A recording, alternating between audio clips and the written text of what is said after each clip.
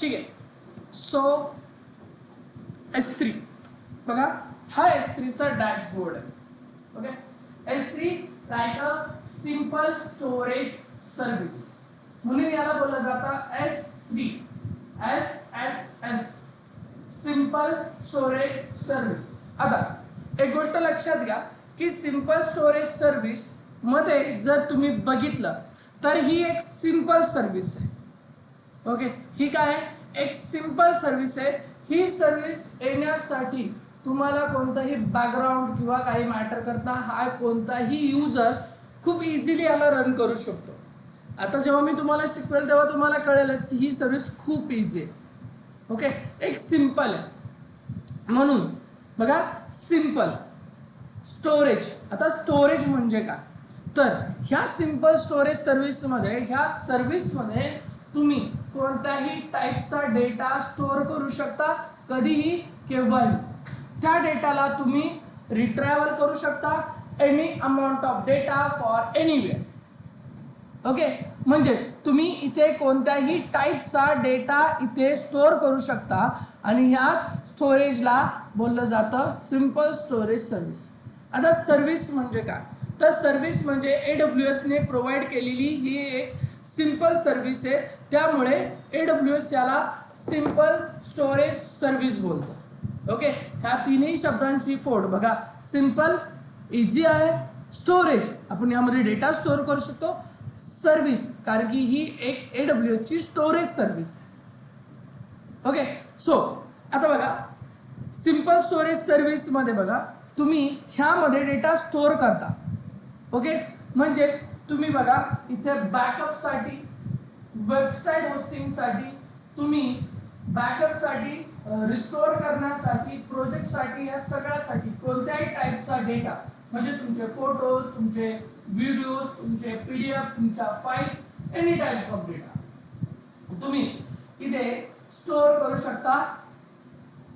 Any amount of data, कितीही data. Okay, म्हणून बघा की ही एक शॉर्टकट डेफिनेशन आहे. बट एकदा बघा की simple storage service. Okay, cloud based storage service that allow you to store, manage, retrieve large amount of data such as a file, images, videos, backup, store security and at scale.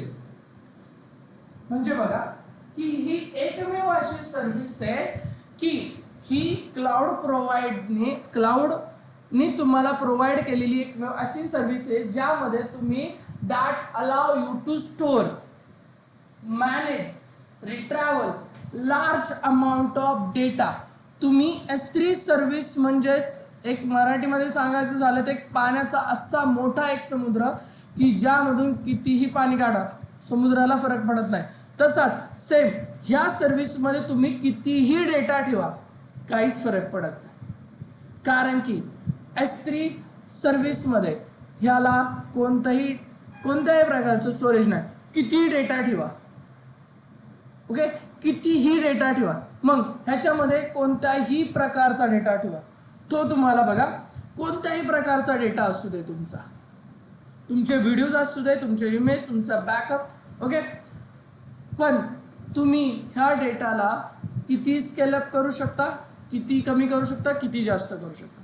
Okay, पण आता जर बघितलं एक सोपी definition जर बघितलं तर आपण ह्या डेटाचा यूज कसा करू शकतो बघा. We can store any amount of data for anywhere for any time over the internet.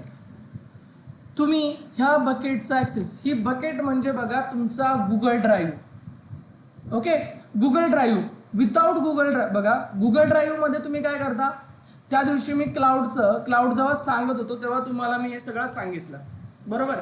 मग ह्यामध्ये जर तुम्ही बघितलं क्लाउडमध्ये, ओके, तुम्ही गुगल ड्राईव्हचा यूज करता. ओके, त्यामध्ये तुम्ही कितीही डेटा ठेवता, कितीही बरोबर. आता जेव्हा तुम्ही डेटा ठेवता बघा तुम्ही त्याला स्केल अप करू शकता, तुम्ही त्याला कमी जास्त सुद्धा करू शकता. ओके, बाय डिफॉल्ट किती भेटते ते डझंट मॅटर, पण ते तुम्हाला मिळू शकतं. ओके, जसं की आता आपण हे यूज करतो, हे तरी कुठे फ्री आहे आपल्याला, नाहीच ना. मग बघा इथे तुम्ही हां, तर तुम्हाला it's provide heavy reliable and scalable object store making your data accessible from anywhere for any time. Okay, the internet एक सोपे डेफिनेशन म्हटलं तर बघा, we can store any amount of data. म्हणजेच ह्या डेफिनेशनवरून बघा की we can store any amount of data from anywhere from any time over the internet. तुम्ही इंटरनेटचा यूज करून तुम्ही डेटा केव्हाही ठेवू शकता आणि कितीही ठेवू शकता. ओके, मग ह्या डेटामध्ये बघा की सिम्पल, ओके सिम्पल ह्याचे बघा की पॉईंट. मी तुम्हाला ऑब्जेक्टचे मी तुम्हाला स्टोरेजचे 2 पॉईंट सांगितले ते, एक म्हणजे ऑब्जेक्ट आणि एक म्हणजे ब्लॉक. S3 मध्ये तुम्ही जो काही डेटा स्टोअर करता, ओके, तो तुम्ही डेटा स्टोअर करता ऑब्जेक्ट फॉर्मॅटमध्ये. ओके, आणि EC2 म्हणजे तुमचा सर्व्हर आहे, व्हर्च्युअल सर्व्हर, हा तुमचा फिजिकल सर्व्हर. तर फिजिकल सर्व्हरमध्ये तुमचा C drive, E drive, F drive म्हणजे पार्टिशन, तुम्ही SDB1 SDB2 हे पार्टिशन क्रिएट केले होते, त्याला बोललं जातं ब्लॉक. ओके, त्याला बोललं जातं ब्लॉक आणि ह्याला बोललं जातं ऑब्जेक्ट. तुम्ही S3 मध्ये जो डेटा ठेवता तो डेटा तुमचा ब्लॉक फॉर्मॅटमध्ये नसून ऑब्जेक्ट फॉर्मॅटमध्ये असतो.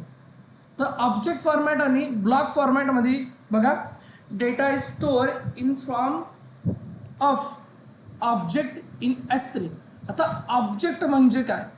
तो ऑब्जेक्ट म्हणजे तुम्ही जो कोणता डेटा तुम्हाला ठेवायचा आहे तो डेटा तुम्ही डायरेक्टली ठेवता, त्याचे ब्लॉक क्रिएट नाही होत.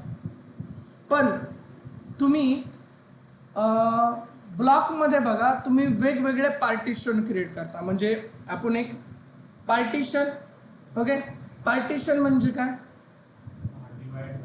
डिवायडेशन. हां, लॉजिकल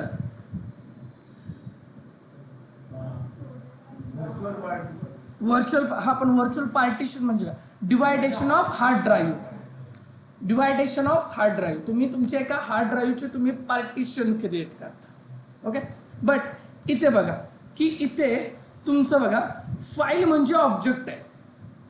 ओके, जसं की बघा तुम्हाला एक डिफरन्स बघा, एक डिफरन्स सांगतो. एक लिनक्सवरती इंटरव्ह्यूला क्वेश्चन मला विचारलं, difference between file and directory. File म्हणजे काय की ज्या ठिकाणी तुम्ही डेटा स्टोअर करता, आणि डिरेक्टरी म्हणजे काय? एनी टाइप्स ऑफ डेटा तुम्ही स्टोअर करता. बकेट म्हणजे काय? बकेट म्हणजे तुमची डिरेक्टरी की ज्यामध्ये तुम्ही कोणताही डेटा, कोणत्याही टाइपचा डेटा तुम्ही त्यामध्ये स्टोअर करता. ओके, कोणत्याही टाइपचा. पण फाईल म्हणजे काय? फाईल म्हणजे तुमचा ऑब्जेक्ट की तुम्ही कोणताही डेटा, बघा फाईल म्हणजे काय? ऑब्जेक्ट, तुम्ही त्यामध्ये जो एक जो डेटा स्टोअर करला त्याला फाईल बोललं जातं. म्हणजे तुम्ही ज्या ठिकाणी बकेटमध्ये जो डेटा स्टोअर करणार आहे तो तुमचा ऑब्जेक्ट फॉर्मॅटमध्ये येतो. ओके, मग बघा सिंपल की बकेट म्हणजे काय? बकेट S3 सर्व्हिस म्हणजे काय? एक सिंपल स्टोरेज सर्व्हिस आहे ज्या ठिकाणी आपण सगळेजण एनी अमाऊंट ऑफ डेटा, किती पण लार्ज अमाऊंट मध्ये डेटा तुम्ही स्टोअर करू शकता. ओके, एनी टाइम, कधी करा, एनी टाइम फॉर एनीवेअर, कोणत्याही टायमिंगला करा आणि केव्हाही आणि कुठूनही करा ओव्हर द इंटरनेट. एक्झाम्पल बघा, तुमच्याकडे गुगल ड्राईव्ह आहे. असं काय आहे का रे की गुगल ड्राईव्हचा व्हिडिओ मी इथे अपलोड केला म्हणजे तुम्हाला इथे येऊनच पाहाव्या लागतील? तुम्ही त्याचा ॲक्सेस कुठूनही घेऊ शकता. तसंच S3, मी हा डेटा कुठेही स्टोअर जरी केला तरी त्या डेटाचा ॲक्सेस तुम्ही कुठूनही घेऊ शकता over the internet. Okay, but ह्या S3 बकेटमध्ये तुम्ही जो काही डेटा स्टोअर करणार आहात तो डेटा तुमचा ऑब्जेक्ट फॉर्मॅटमध्ये असतो. ओके, आता मी ऑब्जेक्ट आणि ब्लॉक ह्याच्यामध्ये डिफरन्स सांगतोच थोड्या वेळामध्ये तुम्हाला. ओके, आपण त्याच्या की पॉईंट्समध्ये बघू. ओके, तर बघा आता data is store in the from of object in S3. तुम्ही जो S3 मध्ये जो डेटा ठेवणार आहात तो ऑब्जेक्ट फॉर्म मध्ये ठेवणार आहे. ऑब्जेक्ट म्हणजे as it is data store करता, तुम्ही त्याचे पार्टिशन क्रिएट नाही करत. ओके, मग त्यामध्ये बघा तुम्ही जसं की ऑब्जेक्ट म्हणजे तुमची फाईल, त्यामध्ये डेटा स्टोअर करता तुम्ही, आणि तुमची डायरेक्टरी म्हणजे तुमची बकेट. ओके, मग आता इम्पॉर्टंट टॉपिक जर म्हटलं तर तुमची S3 एक ग्लोबल सर्व्हिस आहे. ओके, त्यामुळे bucket name must be unique global. Okay, म्हणजे बघा की तुम्ही जेव्हा पण बकेट क्रिएट कराल तेव्हा तुमच्या सेम नेमच्या 2 बकेट AWS मध्ये क्रिएट असेल तर होणार नाही. त्याचं नेम हे युनिक हवं आहे. जर तुम्ही बकेट mentore.com नावाची जर क्रिएट केली आणि ती ऑलरेडी जर कुठेतरी असेल तयार झालेली, तर तुम्हाला एरर शो होईल, bucket is already exist. Okay, ती बकेट तुमची ऑलरेडी क्रिएट झालेली आहे. बोल ना, क्रिएट करून डिलीट केली असेल तर चालेल. ओके, हां, पण क्रिएट करून डिलीट केली ठीक आहे, काहीच प्रॉब्लेम नाही. पण क्रिएट असेल तर तुमची ती बकेट क्रिएट होणार नाही. ओके, मग बघा आता S3 service it is a global service. जसं की बघा ही जी S3 सर्व्हिस आहे तुमची ही ग्लोबल सर्व्हिस आहे. बट S3 सर्व्हिस मध्ये असणारे resources it is a reason specific. Resource हे तुमचे रिजन स्पेसिफिक आहे. म्हणजे बघा की काल मी इथे तुम्हाला बकेट क्रिएट करून दाखवले, आता मी दाखवणारच आहे. मी जर वेगवेगळ्या रिजनला बकेट क्रिएट केल्या तर त्या बकेट मी कोणत्याही रिजनमध्ये गेलो तरी मला दिसू द्या. ओके, म्हणजे मी मुंबईमध्ये गेली, मी पॅरिसमध्ये पण गेली, पण जर मी पॅरिसमध्ये जर बकेट क्रिएट केली तर फक्त मला पॅरिसमधला डेटा दिसायला हवा, बरोबर. पण मला पॅरिसमध्ये तर दिसतोयच, पण मला मुंबईमधला पण दिसतोय. म्हणजेच काय, माझी बकेट माझी S3 सर्व्हिस ही ग्लोबल आहे, बट त्यामध्ये यूज होणारे रिसोर्सेस हे काय, रिजन स्पेसिफिक. ओके, बट अजून एक पॉइंट बघा की तुमचा बघा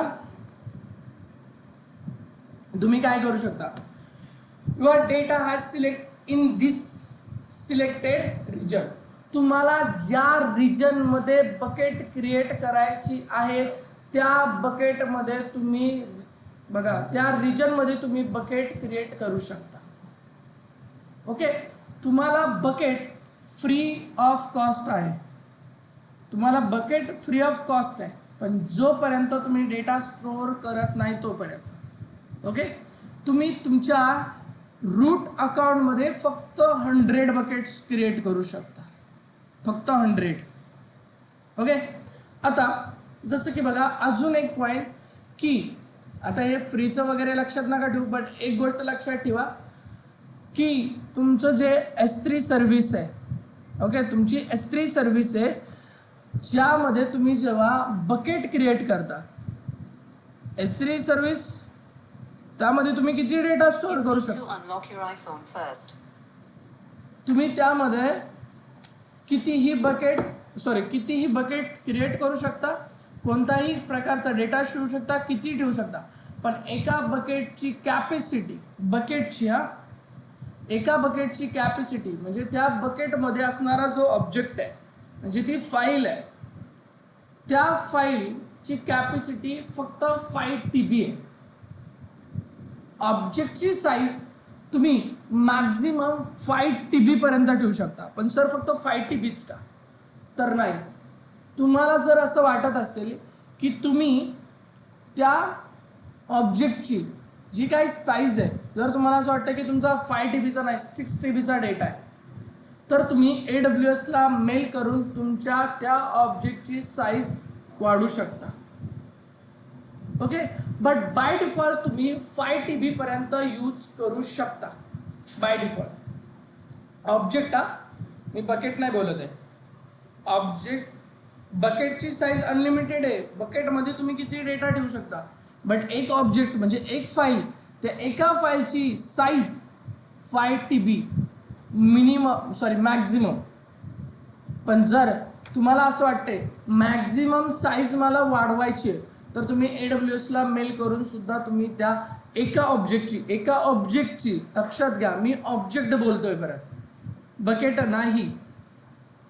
ओके, बकेट नाही, बकेट अनलिमिटेड आहे. पण त्यामध्ये जर तुम्ही कोणतीही फाईल जर ठेवली, म्हणजे बघा इथे डायरेक्टरी अनलिमिटेड आहे, पण जी फाईल तुम्ही जी ठेवणार आहे ती 5 TB पर्यंत ठेवू शकता. पण जर 5 TBच्या ऐवजी तुम्हाला वाटलं की मी जी फाईल ठेवणार आहे ती 6 TBची आहे, तर तुम्ही AWSला मेल करून सुद्धा तुम्ही परत त्याला इन्क्रीज करू शकता. ओके, तुम्ही पुन्हा त्याला इन्क्रीज करू शकता. ओके, म्हणजे बघा इथपर्यंत समजलंय. ऑनलाईनमध्ये कुठे गेले हां, चार्ज काय हां, आता बघा इथे तुम्ही 5 TB तुम्हाला एका ऑब्जेक्टचं स्टोरेज आहे, पण तुम्ही बकेटला म्हणजे तुम्ही बघा स्टोरेज कसं आहे बघा. मी स्टार्टिंगला काय बोललो की AWS तुमच्याकडून तेवढेच पैसे घेणार जेवढा तुम्ही यूज करणार. जर डेटा 5 TBचं ऑब्जेक्ट स्टोअर करू शकता, पण तुम्ही जर 5 GB ठेवला असेल तर तुमच्याकडून तो 5 TBचे पैसे नाही घेणार, तर तो कितीचे घेणार, 5 GBचेच घेणार. ओके, तुमच्याकडून तो 5 TBचे पैसे घेणार नाही. ओके, ऑनलाईनमध्ये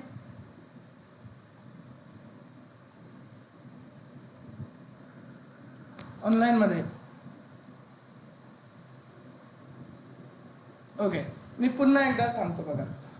ओके, S3 बकेट ही एक सिंपल स्टोरेज सर्व्हिस आहे, ज्यामध्ये तुम्ही कोणत्याही टाईपचा data, any amount of data, कितीही मोठा डेटा इथे ठेवू शकता.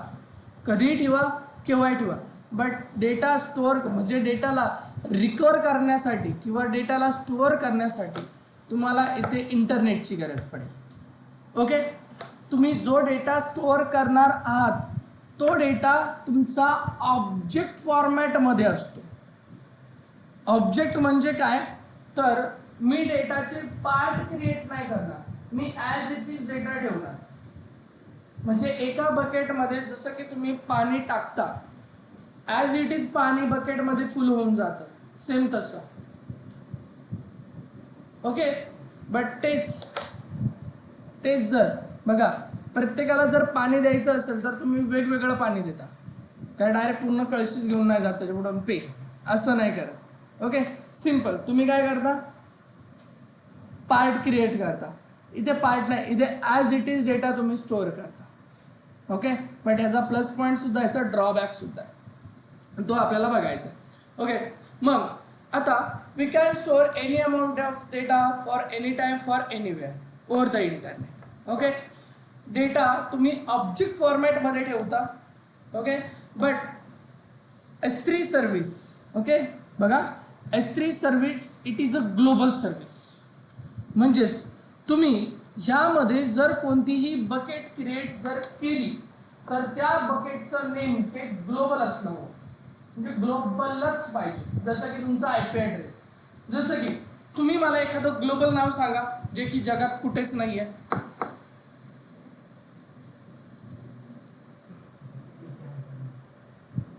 सांगा बरं ग्लोबल नाव. जगात एकच ठिकाणी यूज झालेले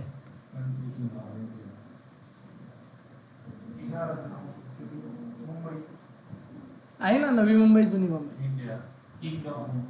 ठीक आहे, इंडिया. ॲप्लिकेशन मध्ये सांगा बरं. Flipkart.com ग्लोबल आहे, ॲमेझॉन ग्लोबल आहे, मिशो ग्लोबल आहे ना.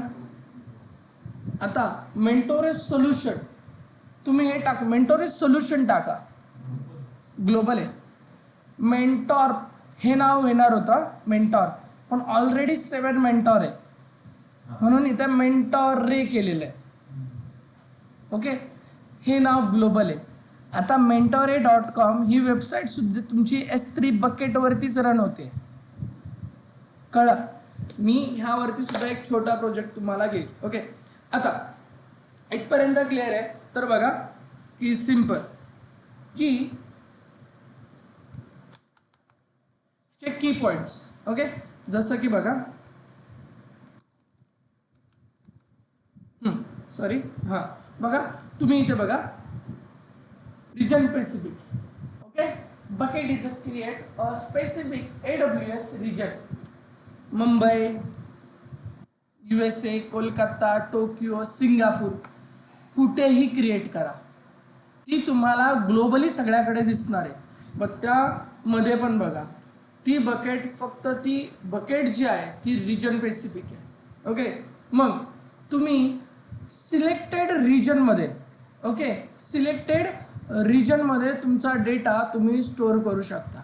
म्हणजे तुम्हाला डेटा मुंबईमध्ये स्टोअर करायचा आहे, सिलेक्ट करा. तुम्ही व्हर्च्युअली मुंबईमध्ये जाल आणि तुमच्या त्या सर्व्हरचा ॲक्सेस तुम्ही इंटरनेट थ्रू घ्याल आणि तुम्ही डेटाला ॲक्सेस करू शकता. क्लिअर? ओके, एक पॉईंट इथे लिहून घ्या. म्हणजेच बघा की तुमचं इथे येणार आहे ड्युरेबिलिटी. ड्युरेबिलिटी म्हणजे काय?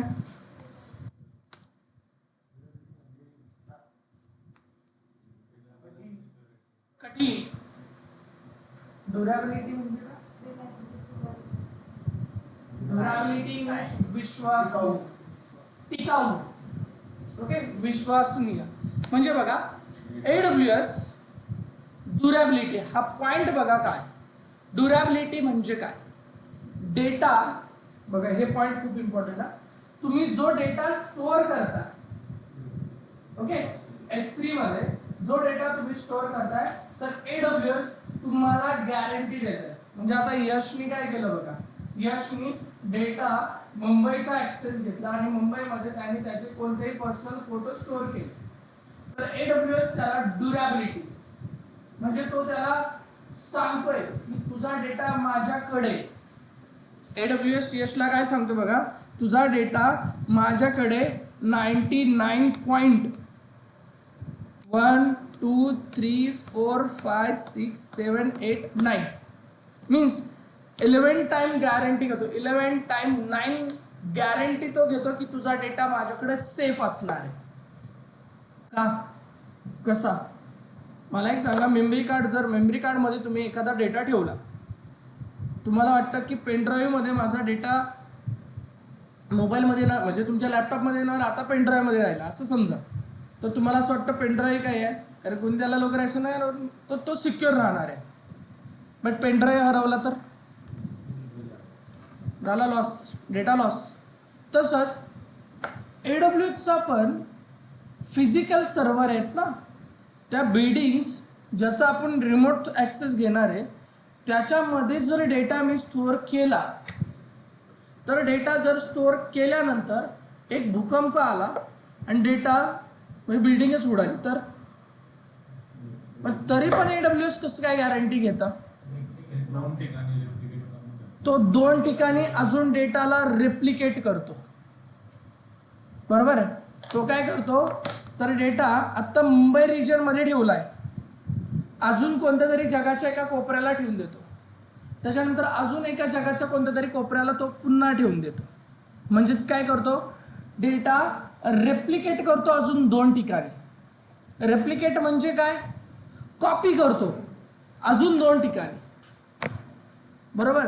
पण हा डेटा जो रेप्लिकेट केलाय तो डेटा तो स्वतःच्या मनाने 2 ठिकाणी करतो. पण इथे एक नवीन पॉइंट आहे बघा, रेप्लिकेशन रूल, जो आपल्याला बघायचा आहे लास्ट लेक्चरला. रेप्लिकेशन रूल सुद्धा एक असाच पॉइंट आहे की तुमचा डेटा अजून एका ठिकाणी, एका नाही तुम्ही किती पाहिजे त्या ठिकाणी रेप्लिकेट करता, पण त्याचे तुम्हाला पुन्हा एक्स्ट्रा चार्जेस लागतील. ओके, मग हे झालं तुमचं ड्युरेबिलिटी. ड्युरेबिलिटी म्हणजेच AWS तुम्हाला 11 टाइम 9 गॅरंटी देतोय की तुमचा डेटा माझ्याकडे काय राहणार आहे, सिक्युअर राहणार आहे, सेफ राहणार. ओके, मग आता बघा अवेबिलिटी. आता अवेबिलिटी म्हणजे काय?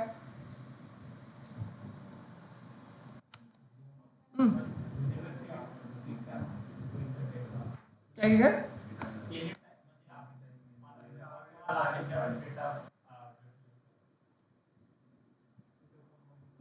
हां, अवेलेबिलिटी म्हणजे काय? अवेलेबल कधी?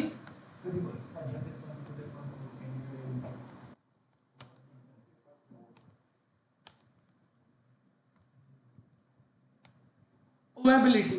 आता अवेबिलिटी म्हणजे काय? मी S3 ची एक सिंपल डेफिनेशन सांगतो जी की तुम्हाला, जसं मी आता बोललो, we can store any amount of data for any time for anywhere.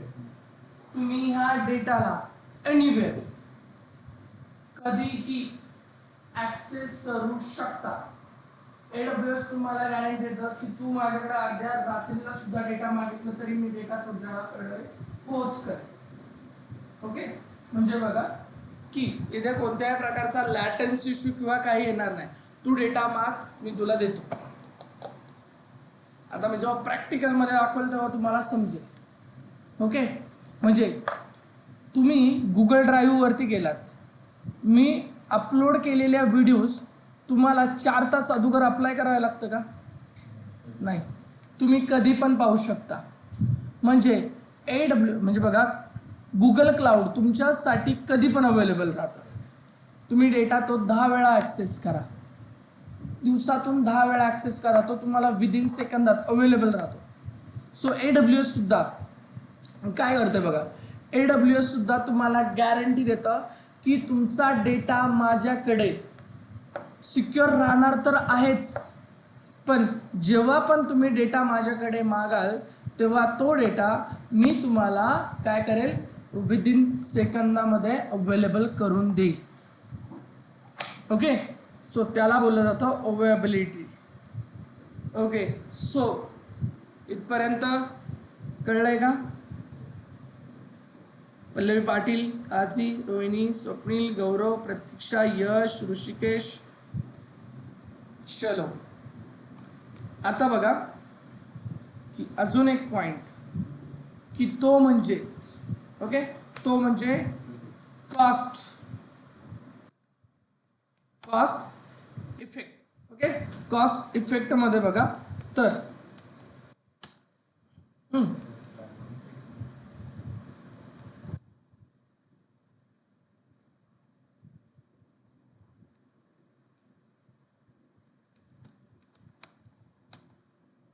Cost effective.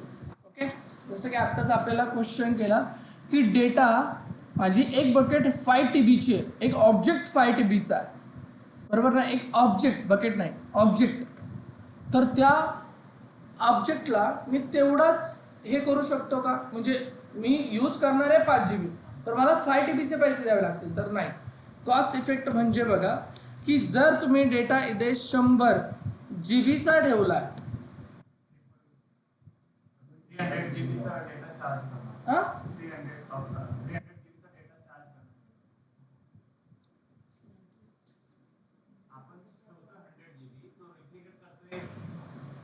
नाही नाही नाही नाही नाही नाही तसं नाही, तसं नाही.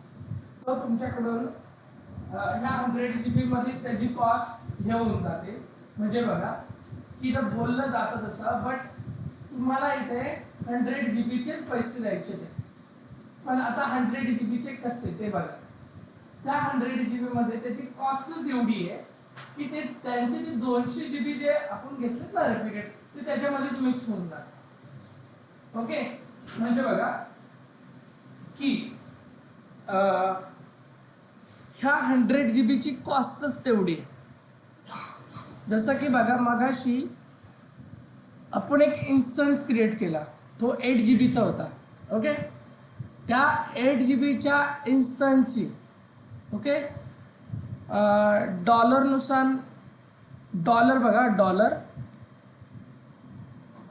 डॉलर किती होती पर आवर? डॉलर 128. आता ते रिजननुसार आहे, रिजननुसार आहे. तुम्ही मुंबई घेतलं, तुम्ही टोकियो घेतलं, कोणतं रिजन घेताय? ओके, कोणत्या रिजनमध्ये तुमचा इन्स्टन्स क्रिएट होतो? सपोज मिनिमम मी पकडले 80. ओके, 80, तर तो तुमच्या एका इन्स्टन्स आहे पर आवर्स. प्रत्येक तासाला $80 घेणार. 8 GB, त्या 8 GB इन्स्टन्सचे. आता ते तुम्हाला मी तेच बोललो की जेव्हा मी EC2 शिकवेल तेव्हा तुम्हाला ते चांगलं समजेल, कारण की त्यामध्ये सुद्धा तुम्हाला 8 GB घ्यायचा आहे, तुम्हाला 2 GB घ्यायचा आहे, किती घ्यायचा आहे, मिनिमम 8 GB घ्यावाच लागतो. ओके, बट आता तुम्हाला तुमची रिक्वायरमेंट कशी त्यावरती ती फी अप्लाय होणार आहे. हां, मी इन्स्टन्सचं सांगतो. तसं इथे EC2चं S3चे सुद्धा बिलचे चार्जेस खूप आहे. जेव्हा मी 9 क्लासेस सांगेल तेव्हा तुम्हाला सांगेल. ओके, मला सांगायचं एवढं की तो ज्या ठिकाणी आपला डेटा स्टोअर करतोय ना त्या सगळ्या डेटाचे पैसे त्या ह्यामधून घेतो. जसं की 100 GB डेटा मी स्टोअर केला तर कन्सिडर करा 100 GBचं तो माझ्याकडून 100 रुपीजच घेणार. म्हणजे मी एक एक्झाम्पल सांगतो. ओके, तर ते किती आहे. पहिली तर गोष्ट AWSचं मी तुम्हाला असं म्हणू शकतो की 100 GB, पण AWSचे पैसे म्हणजे जे आपलं आहे ते दिवसाला चेंज होतात, कारण की हे बिल आपण डॉलरमध्ये देतो आणि त्या डॉलरची प्राईस दिवसाला चेंज होत असते, एवढं माहीतच असेल. ओके, त्यामुळे हे काय आपले इंडियन करन्सी सारखं नाही आहे की ठरलेली अमाऊंट. ओके, त्यांचं डॉलर चेंज झालं का संपतं सगळ्यांचं. सगळ्या सर्व्हिसेससाठी तुम्हाला सगळं बिल हे डॉलरमध्ये द्यावं लागतं. ओके, आता शिकवताना आपण बघूच, म्हणजे बिलिंगचं बघायच्या वेळेस तेव्हा बघूच आपण तेव्हा किती डॉलर असणार, पण ते तुम्हाला समजून जाईल. ओके, सो आता बघा, पण इथे मी पैसे तेवढेच देणार जेवढा मी त्याचा यूज करणार. ओके, इथे पैसे माझे तेवढेच जाणार तेवढा मी यूज करणार. पण इथे जर अजून एक बघितलं, ओके, हे 3 पॉईंट समजलेच तुम्हाला. ओके, त्यानंतर बघा स्केलेबल. आता स्केलेबल म्हणजे काय. यस, आता स्केलेबिलिटी म्हणजे काय बघा. स्केलेबिलिटी म्हणजेच की सिंपल, तुम्ही तुमच्या डेटाला, स्केलेबिलिटी म्हणजे काय, तुम्ही तुमच्या डेटाला, जसं की मी तुम्हाला सांगितलं आत्ताच, तुमच्या एका ऑब्जेक्टची साईज 5 TB आहे, पण तुम्ही AWSला मेल करून तुम्ही तुमच्या ऑब्जेक्टची साईज वाढवू शकता. किंवा एका ऑब्जेक्टची साईज आपण एका प्रोग्राममध्ये किती ऑब्जेक्ट स्टोअर करू शकतो, किती पण, आपण एका ऑब्जेक्टची साईज 5 TB आहे. 5 TB म्हणजे एक डिरेक्टरी आहे, त्यामध्ये किती पण बघा. मी काय बोललो, S3 म्हणजे बकेट, आणि बकेट म्हणजे पाण्याचा असा समुद्र की किती पाणी काढा काही फरक नाही पडणार, पण ज्याच्यामधून तुम्ही पाणी काढणार त्याची पण काहीतरी एक लिमिट आहे. एका डिरेक्टरीमध्ये मी एक फाईल स्टोअर करू शकतो, त्या फाईलची मॅक्सिमम 5 TB मॅक्सिमम. हां, एका फाईलची 5 TB. आता डेटा तुम्हाला एखादी फाईल मिळू शकते का खरंच 5 TBची, तर कंपनीमध्ये गेल्यावर मिळू शकते. हां, आणि त्याची ब्लॉक्स वगैरे तेच तेवढ्या बल्कमध्ये क्रिएट होतात. हां, होता 5 TB, तुम्हाला 5 TB कंपनीसाठी कमी येते. ओके, 5 TB पण कमी आहे, तुम्हाला कळेल, तुम्ही जेव्हा कराल तेव्हा तुम्हाला समजेल. पण लक्षात राहू द्या की एका ऑब्जेक्टची साईज 5 TB आहे. ओके, मग आता स्केलेबिलिटी, तुम्ही त्या ऑब्जेक्टची साईज स्केलेबल करू शकता. किंवा तुम्ही आत्ता डेटा ठेवलाय एक 5 GBचा, तुम्ही पुन्हा डेटा ठेवू शकता, पुन्हा डेटा ठेवू शकता. म्हणजे जो डेटा तुम्ही ठेवलाय त्याला तुम्ही वाढवू शकता, तुम्ही त्याला कमी करू शकता. त्याला बोललं जातं स्केलेबल. तुम्ही तुमच्या ऑब्जेक्टची साईज स्केलेबल करू शकता ॲज पर रिक्वायरमेंट. तुमच्या रिक्वायरमेंटनुसार तुम्ही त्याला कमी जास्त करू शकता. तुमची गरज किती आहे, तुम्हाला डेटा 5 TBचा ठेवायचा आहे का 50 TBचा ठेवायचा आहे. ओके, तुमच्या गरजेनुसार तुम्ही त्याला स्केलअप करू शकता. डन. आता गुगल ड्राईव्ह मला 15 GBचं मिळतं फ्री, पण असं काय आहे का मी त्याची साईज नाही, म्हणजे मी त्याचं स्टोरेज घेऊ नाही शकत, एक्स्ट्राचं घेऊ शकतो, पैसे द्या घेऊ शकतो मी. माझा आत्ता 2 TBचा आहे, 2 TBवरून मी 5 TBपर्यंत नाही जाऊ शकत. बघा, जसं की हे माझं आत्ता जे आहे हे 5 TBचं गुगल ड्राईव्ह आहे माझं.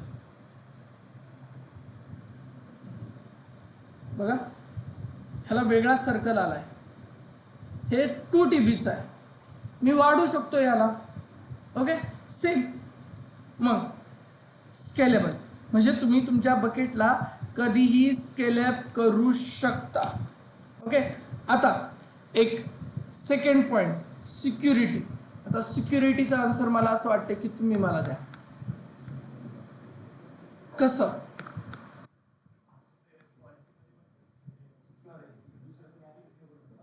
केलं ऍक्सेस? हा,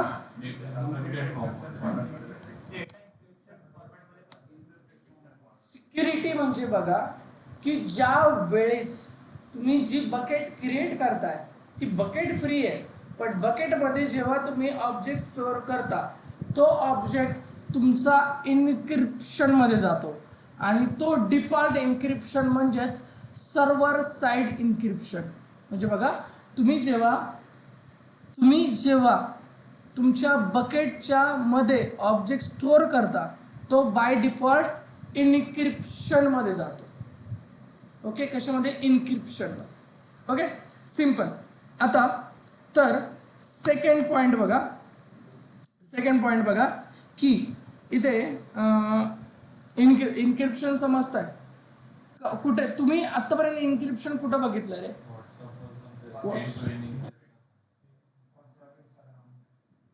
ठीक आहे, अजून कुठं बघितलं? लिनक्स मध्ये पासवर्डला 1 2 3 केल्यानंतर बघा शॅडोज मध्ये तुमचं इन्क्रिप्शन होतं. तसंच इथे तुमचा डेटा बघा AWS मध्ये काय हॅक तर होत नाही, 99.99% तर नाही होत, बट तरी पण झाला तर तुमचा जो कोणी हॅकर असेल त्याला सगळा डेटा इन्क्रिप्शन मध्ये जातो, इन्क्रिप्शन फॉर्मॅटमध्ये. ओके, म्हणजे तुमचा डेटा तसाही सिक्युअरच राहतो. ओके, बट आता बघा इथे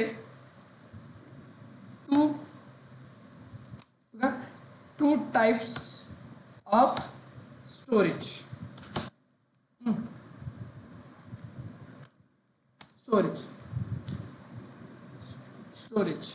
ओके, आता मला सांगा 2 टाइप्स ऑफ स्टोरेज. आता आलं मेन पॉइंट. आता मला सांगा ऑब्जेक्ट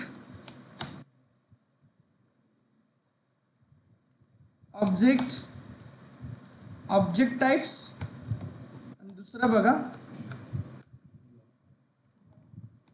ब्लॉक टाइप्स. आता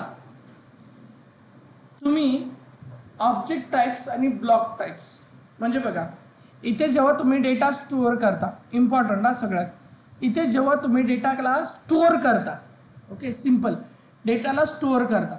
आता डेटाला जेव्हा तुम्ही स्टोअर करता ऑब्जेक्ट म्हणजे as it is data store होतो आणि ब्लॉक म्हणजे ब्लॉकेज मध्ये होतो, जे की तुम्ही बघितलेले ब्लॉक मध्ये.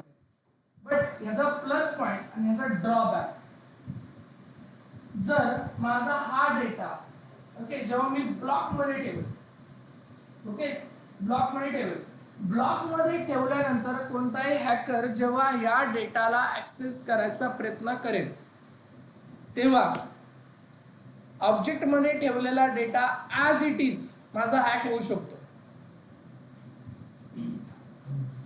एखादं सोनं एकाच बॅगेत ठेवले, चोरीला जाताना थोडी अर्धा ठेवून जाणार तर सगळेच घेऊन जाणार, बरोबर. ओके, बट आता बघा हा सगळ्यात मोठा ड्रॉबॅक होतोय. बट ह्याच्यामध्येच प्लस पॉईंट बघा की हा डेटा जेव्हा मला स्वतःला ॲक्सेस करायचा असेल तेव्हा मी पण लवकर करू शकतो, बरोबर. पण ब्लॉक स्टोरेजमध्ये जर ठेवायचं म्हटलं तर आता जर इथे हॅकर जर हॅक करायचं जर म्हटला तर त्याला कोणता तरी एकच ब्लॉक ॲक्सेस करू शकतो, दुसरा नाही, बरोबर. दुसरा ब्लॉक तो करू शकत नाही. मग जर मला सांगा इथे जर तो दुसरा ब्लॉक ॲक्सेस करू शकत नाही, तेच बघा माझा डेटा सिक्युअर राहिला. ओके, बट आता मला ॲक्सेस करायचा आहे तर माझा टाइम वेस्ट होणार, मला प्रत्येक ठिकाणी थोडा डेटा घ्यावा लागणार. बट S3 मध्ये आपण ऑब्जेक्ट फॉर्मॅटमध्ये डेटा स्टोअर करतो आणि EC2 इलास्टिक कम्प्यूट क्लाउडमध्ये मी तोच डेटा ब्लॉक फॉर्मॅटमध्ये ठेवतो, म्हणजेच elastic block storage. Okay, done. हे आपलं छोटंसं AWSचं इंट्रोडक्शन. ओके, इथपर्यंत ऑनलाईनमध्ये मला एकदा सांगा क्लिअर आहे का? ऑनलाईनमध्ये नक्की? ओके,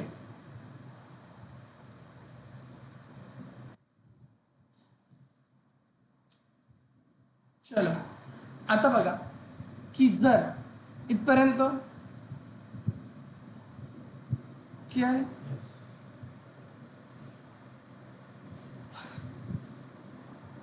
थांबायचं काय? थांबायचं, ठीक आहे. फक्त बकेट क्रिएट करून दाखवली असते. ठीक आहे. हा बघा सिंपल की S3 सर्व्हिसमध्ये जसं की आपण AMP सर्व्हिसमध्ये 3 टाईपच्या 4 टाईपचे रिसोर्सेस बघितले होते. आता जसं की तुम्ही 4 टाईपचे रिसोर्सेस कोणते कोणते बघितले होते AMP सर्व्हिसमध्ये? युजर्स, ग्रुप्स, रोल्स आणि पॉलिसी.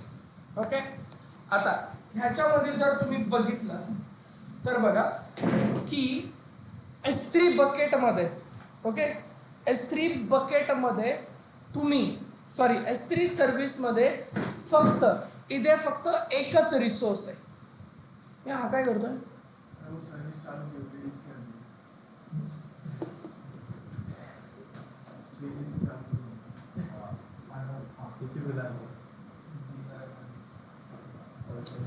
S3 सर्व्हिसमध्ये फक्त एकच रिसोर्सेस आहे आणि तो म्हणजे बकेट. आणि बकेटमध्ये बघा आपल्याकडं फक्त इथे एकच ऑप्शन आहे, क्रिएट बकेट. ओके, ह्यामध्ये बघा की एकच ऑप्शन आहे, क्रिएट बकेट. आपल्याला S3 मध्ये यूज होणारा एकच रिसोर्स तो म्हणजे बकेट.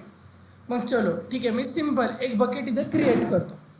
ओके, आता ग्लोबल नेम, ओके, किंवा बघा इथं ग्लोबल नेम किंवा तुम्ही एका रिजनसाठी, बट आपण बघा एक ग्लोबल, मी पहिल्यापासून दाखवतो. हां बघा, जनरल कॉन्फिगरेशन. तुम्हाला युरोप नाही, मला मुंबईमध्ये करायची बकेट. मी काय सांगितलं होतं की तुम्ही बकेट ही एक रिजन पेसिफिक आहे.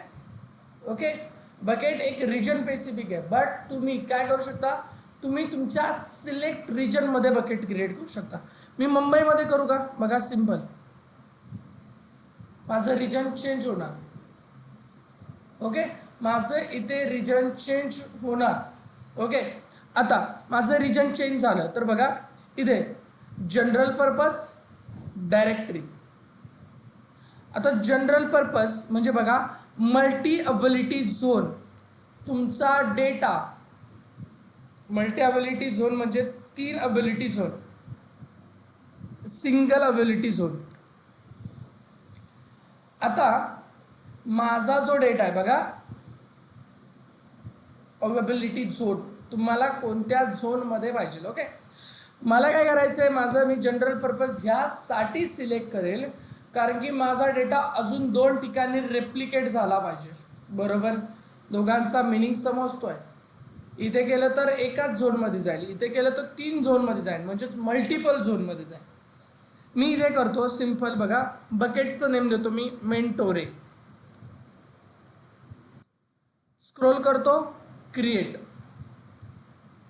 काय सांगते बघू एरर. बघा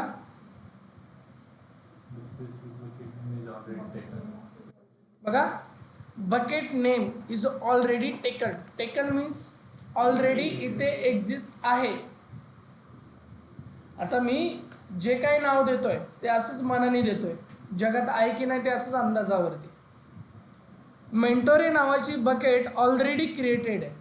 ठीक आहे, मी फक्त काय करतो, मे करतो, डन. आता मी इथे करतो क्रिएट बकेट. एरर बघा काय आलाय,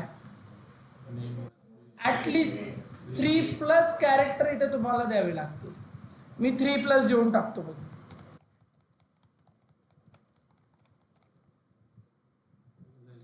प्लसच नाही तर तुम्ही 63 प्लस सुद्धा देऊ शकत नाही.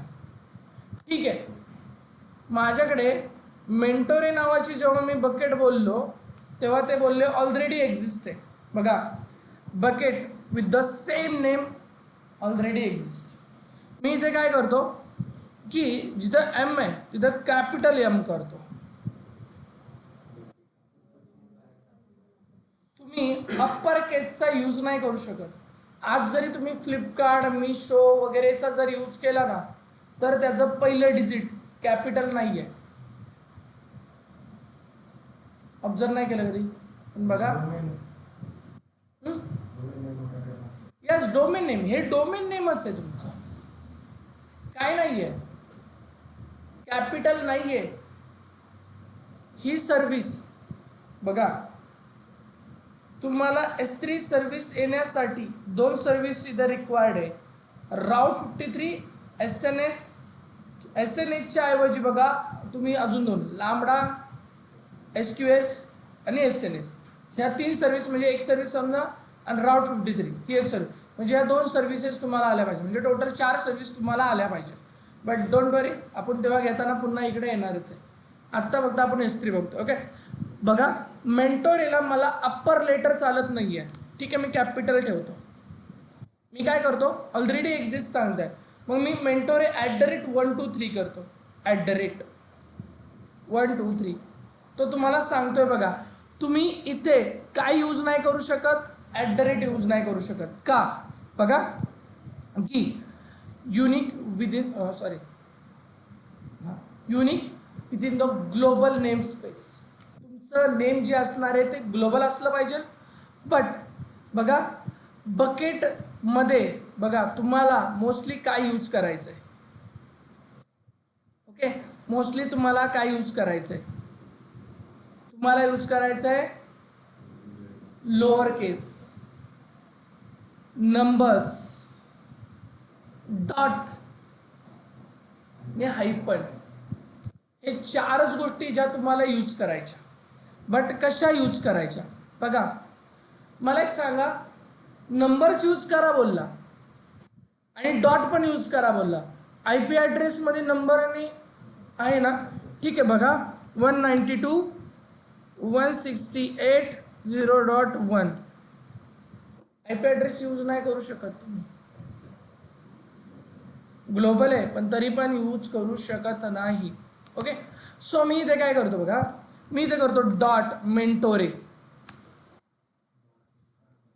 बघा, तो तुम्हाला म्हणतोय तुम्हाला डॉट स्टार्टिंगला यूज नाही करायचा. मग मी स्टार्टिंगला नाही यूज करत, मी काय करतो एंडला यूज करतो.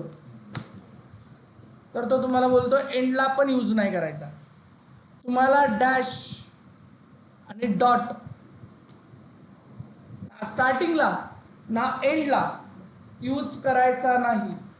म्हणजे तुम्हाला ना डॉट स्टार्टिंगला देऊ शकता,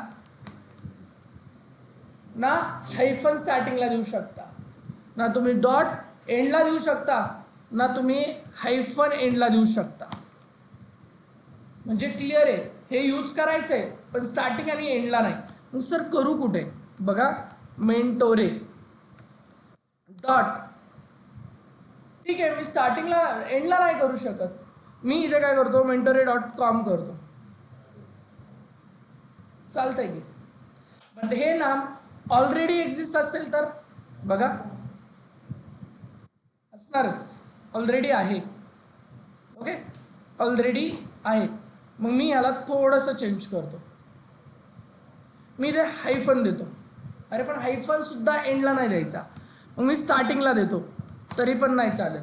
मग मी बघा, मी काय करतो इथे सिंपल हायफन देतो आणि मी 1 2 3 करतो. चालेल का? यस, चालेल. ओके, म्हणजे तुम्ही जिथे जे मी हे बघा तुम्हाला स्मॉल लेटर, डॉट, हायफन आणि नंबर, म्हणजे तुम्ही नंबर लास्टला यूज करू शकता. नंबर तुम्ही स्टार्टिंगला यूज करू शकता का? करू शकतो. तुम्ही स्टार्टिंगला आणि एंडला फक्त नंबर आणि स्मॉल लेटर यूज करू शकता. बट तुम्ही मिडलला फक्त डॉट आणि हायफन यूज करू शकता. ते एंडला आणि स्टार्टला करू शकत नाही.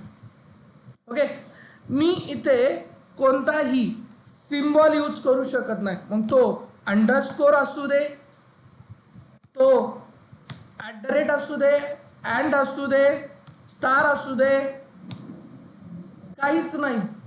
म्हणजे तुम्ही कोणताही सिम्बॉल इथे यूज करू शकत नाही.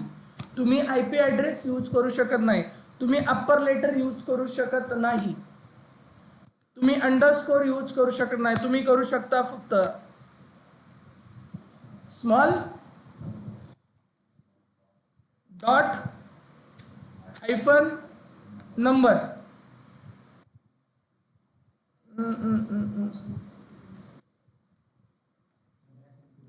डॅश आणि हे नाही. ओके, मी इथं करून मग हायफन करून मग बघा 1 2 3 करू. ओके, डॅश आणि हायफन शेजारी शेजारी नाही. ओके, जर तुम्हाला अजून जर बघायचं असेल तर बघा, इथं तुम्ही लर्न मोर मध्ये जावा. ओके, हे एकदा रीड करा.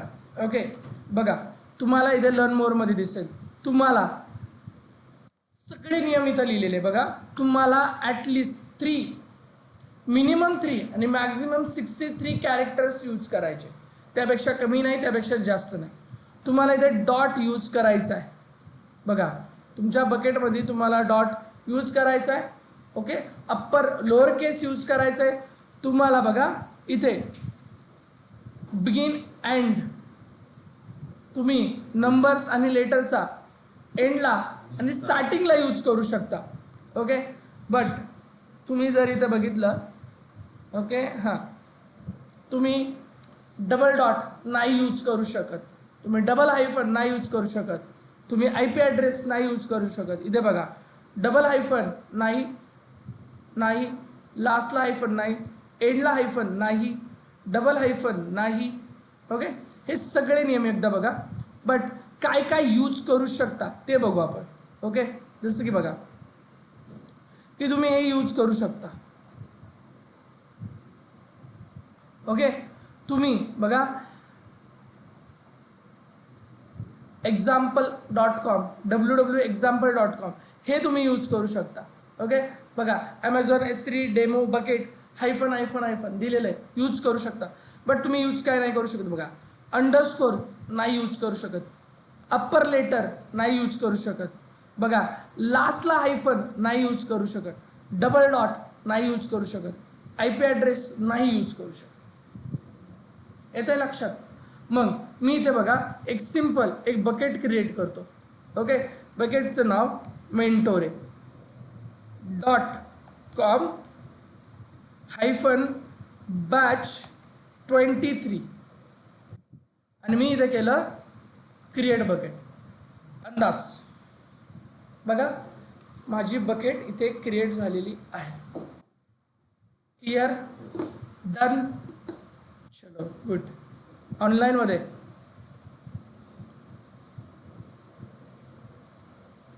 आवाज येतोय ऑनलाईन? ओके, मग घ्या ऑनलाईनसाठी एक टास्क, ऑफलाईनसाठी सुद्धा एक टास्क लिहून घ्यायचा नाही आहे, फक्त सांगतो. उद्या आहे प्रेझेंटेशन तुमचं क्लाउड AWS आणि पुढे येऊ ना संकेत सर सुद्धा असतील. ओके, त्याच्याबरोबर तुमचे HR राऊंड सुद्धा होणार. म्हणजे इथेच तुम्हाला HR क्वेश्चन आणि इंटरव्ह्यू क्वेश्चन विचारले जाणार. IAM सर्व्हिस आणि आत्ता S3चं हे एक introduction, AWS introduction, cloud introduction. Okay, plus उद्या 2 एक्झाम होणार. एक इंट्रोडक्शन म्हणजे क्लाउड AWS इंट्रोडक्शनवरती आणि IAM सर्व्हिसवरती. क्लिअर, कंपल्सरी ऑनलाईनमध्ये. क्लिअर? Yes, sir.